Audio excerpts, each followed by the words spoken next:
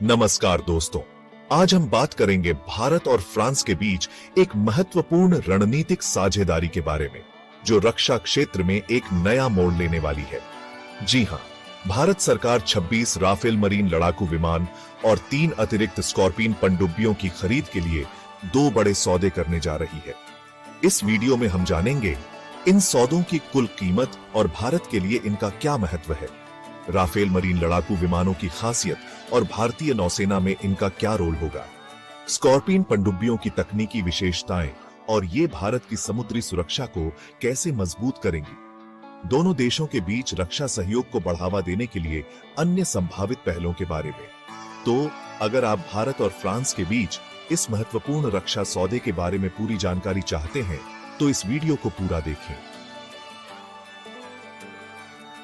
भारत की फ्रांस के साथ विस्तृत रणनीतिक साझेदारी को 26 राफेल मरीन लड़ाकू विमानों की सीधी खरीद के लिए 2 मेगा सौदों और 3 अतिरिक्त स्कॉर्पियन पनडुब्बियों के निर्माण के साथ और बढ़ावा मिलने वाला है, जिनकी सामूहिक रूप से लगभग 1 लाख करोड़ रुपए 10.6 बिलियन यूरो की कीमत होगी। जैसे ही प्रधानमंत्री नरेंद्र मोदी सोमवार को पेरिस के लिए रवाना हुए, सरकारी सूत्रों ने टीओआई को बताया कि नौसेना के लिए 22 सिंगल सीट राफेल एमजेट और 4 ट्विन सीट प्रशिक्षकों के लिए 63,000 करोड़ रुपए का सौदा अब सुरक्षा पर कैबिनेट समिति सीसीएस के पास है, जो अंतिम मंजूरी का इंतजार कर रही है। फ्रांसीसी नौसेना समूह के सहयोग से मजगाम डॉक्स एमडीएल द्वारा निर्मित किए जाने वाले 3 अतिरिक्त डीजल इलेक्ट्रिक स्कॉर्पियन पनडुब्बियों के लिए 33,500 करोड़ रुपए का सौदा बदले में अंतर मंत्रालय परामर्श के बाद जल्द ही सीसीएस के लिए जाएगा। एक सूत्र ने कहा, प्रधानमंत्री के फ्रांस अमेरिका यात्रा से लौटने के बाद सीसीएस राफेल एम सौदे को आगे बढ़ाएगा। स्कॉर्पियन के लिए लागत वार्ता में थोड़ा अधिक समय लगा, क्योंकि एमडीएल ने मूल रूप से उच्च कीमत उद्धृत की थी। लक्ष्य 31 मार्च को समाप्त होने वाले इस वित्तीय वर्ष से पहले दोनों सौदों पर हस्ताक्षर करना है।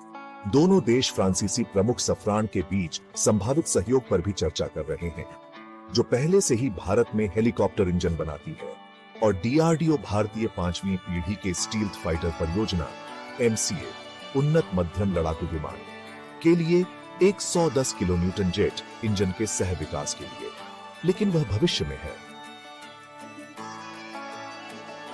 आसन्न सरकार से सरकार राफेल एम सौदे में हथियार, सिमुलेटर, चालक दल का प्रशिक्षण और 5 साल का प्रदर्शन आधारित लॉजिस्टिक्स समर्थन के साथ साथ 36 राफेल के लिए स्पेयर भी शामिल हैं, जिन्हें सितंबर 2016 में 59,000 करोड़ रुपए के अनुबंध के तहत पहले ही आईएएफ द्वारा शामिल किया जा चुका है। डसॉल्ट एविएशन द्वारा निर्मित 26 राफेल एमजेट स्वदेशी विमान वाहक आईएनएस विक्रांत के डेक से संचालित करने के लिए विशिष्ट संवर्धन के साथ अनुबंध पर हस्ताक्षर करने के बाद 37 से 65 महीनों में वितरित किए जाएंगे। एक सूत्र ने कहा, नया अंतर सरकारी समझौता आईएएफ सौदे में हुए समझौते को दर्शाता है। सभी जेट 2030-31 तक वितरित किए जाने हैं। बदले में 3 अतिरिक्त स्कॉर्पियन में से पहला 6 वर्षों में एमडीएल से बाहर निकलेगा, जिसके बाद अनुबंध पर हस्ताक्षर होने के बाद 1 साल के अंतराल पर अन्य 2 निकलेंगे। सौदे की लागत में अभी तक डीआरडीओ द्वारा विकसित ईंधन सेल आधारित वायु स्वतंत्र प्रणोदन एआईपी को अधिक पानी के भीतर सहन शक्ति के लिए फिट करने की कीमत शामिल नहीं है। 3 नई स्कॉर्पियन में एमडीएल में 23,000 करोड़ रुपए से अधिक में निर्मित पहले 6 कलावरी श्रेणी के जहाजों की तुलना में कुछ डिजाइन संशोधन और सुधार होंगे। योजना उन्हें स्वदेशी एआईपी के साथ फिट करने की है, जबकि पहले 6 परिचालन स्कॉर्पियन को उनके निर्धारित रिफिट के लिए आने पर धीरे धीरे यह मिलेगा। तो दोस्तों, यह था भारत और फ्रांस के बीच होने वाले इन महत्वपूर्ण रक्षा सौदों का विश्लेषण। यह डील न सिर्फ हमारी नौसेना को मजबूती देगी, बल्कि दोनों देशों के बीच रणनीतिक साझेदारी को भी एक नई दिशा प्रदान करेगी। ये आत्मनिर्भर भारत की तरफ भी एक बड़ा कदम है, क्योंकि इसमें भारतीय कंपनियों की भी भागीदारी होगी। आपके क्या विचार हैं इन सौदों के बारे में? हमें कमेंट सेक्शन में जरूर बताएं। अगर आपको ये वीडियो पसंद आया तो इसे लाइक और शेयर करना ना भूलें, और ऐसे ही और इन्फॉर्मेटिव वीडियोस के लिए चैनल को सब्सक्राइब करना बिल्कुल ना भूलें।